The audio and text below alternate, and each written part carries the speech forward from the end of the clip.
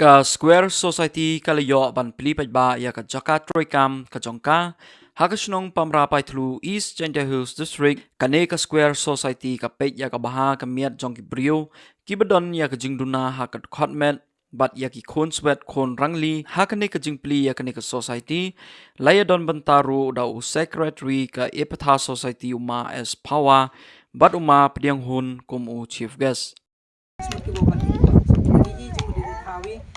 how he hindi mo pa the person with disability orphanage child kani kita di orphanage children mutkiwa you di pelar muti ibro ki wat night but met and you sebentar lek muti kita ki orphanage child muti bro ba gadu ya gabe ya upa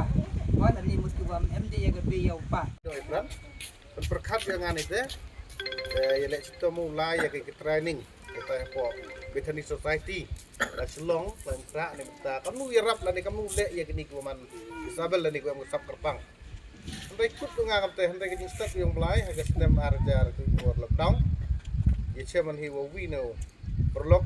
em gajuk kuman stem te do pastor em lang sepo okre saya musnia te penman ge i wa ke ni cham ge kelam yo ong ditumit usen no ya ka Epatha Society ko mara tentu da em muku ida do arja arpau da pelai cekmat ya ketika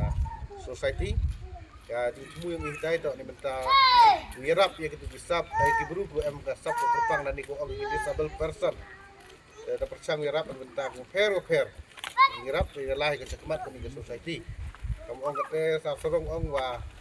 apa isjantia daman go hakmat do ni benta wirap percang ya ki em ka jingduna ka department dah poya cimental le keleng-keleng kitau dah hang di benai udah dep mohon di benai Oktober udah dep bayok le ya kena yang ni kum disebut cimental gi haka premier entrepreneurship ko manitai ha goa kata tok kajing kerja kajing nyerap wa i percang ya ki niki em ngajing dunar department dokter kina do ya cem inga haskur ada ni teh haka society em kajing jan em kajing ju